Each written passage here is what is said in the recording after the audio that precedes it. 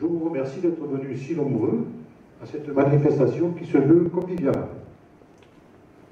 L'année 2007, nous avons mis en place la communauté de communes de Cosne-Laubrac. Tâche lourde et difficile pour nos personnels administratifs et techniques, et cela va se compliquer en 2018 et les années à venir. Concernant la commune déléguée de la Panouse, les travaux programmés en 2017 sont pratiquement terminés, sauf l'enfouissement des réseaux Sec-Tanteiro avec la rénovation de l'éclairage public.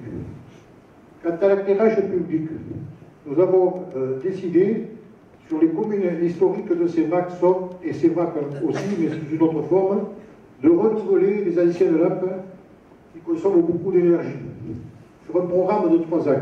Ces programmes sont subventionnés à 60% par le SIEDA. Ça me paraît intéressant qu'on profite de cette opportunité.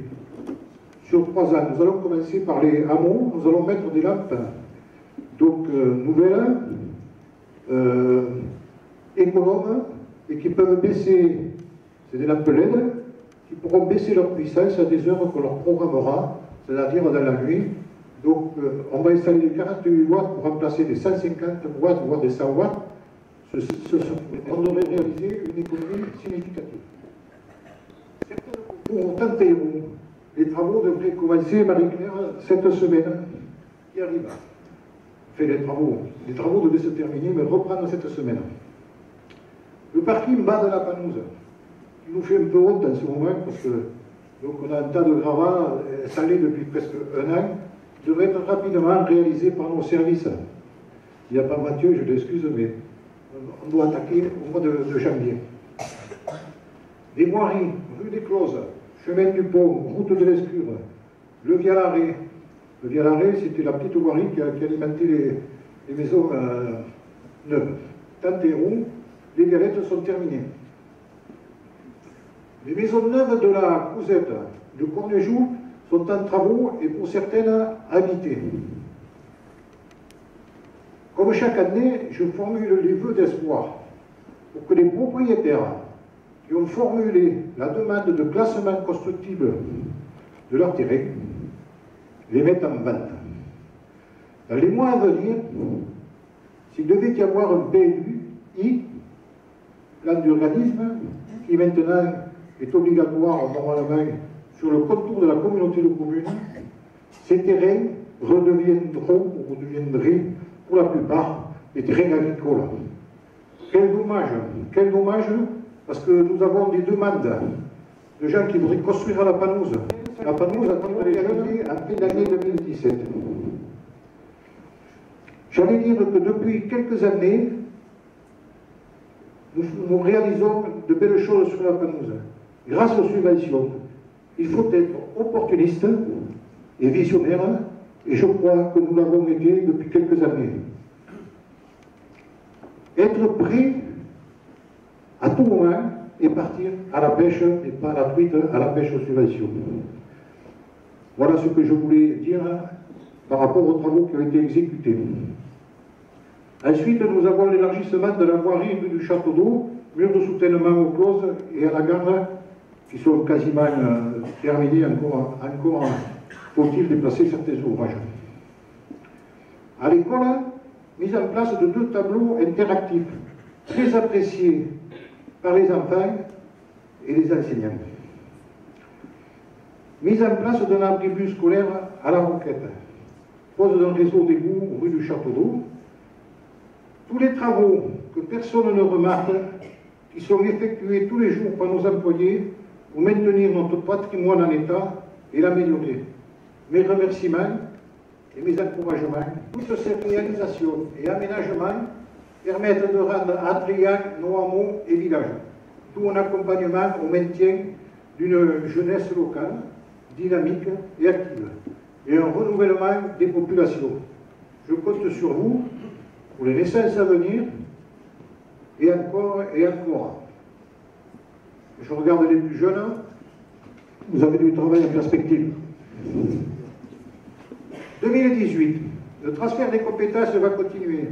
Après les ordures ménagères et la voirie communale en 2017, c'est la compétence petite enfance, pirouette, centre de loisirs, la compétence sport et équipement, le gymnase de Sévrac, les stades de Sévrac, de la Panouse, la piscine.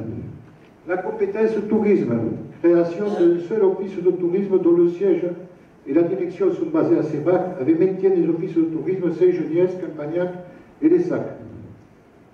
La gestion du lac, la CISBA, passe au communautaire. Les affaires culturelles, la bibliothèque, réorganisation en cours. La tête de bibliothèque va se situer à l'ESSAC, mais je vous rassure, l'antenne de la Panouse est conservée. À la déchetterie, les travaux de mise aux normes et d'agrandissement de la plateforme déchets verts et gravats vont être réalisés par la communauté de communes, coûte 400 000 €, ainsi que les vestiaires du stade. Tout est proportionnel, 60 000 €, vestiaires du stade financés à 80%.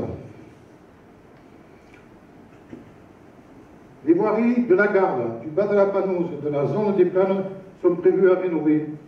Le programme est en train de s'élaborer, donc je fais certainement des oublis sur des tronçons, sachant que depuis quelques années, des efforts considérables ont été faits sur la voirie, et que nous avons quand même une voirie, je parle de la voirie intercommunale, la voirie qui est goudronnée, quand même en bon état.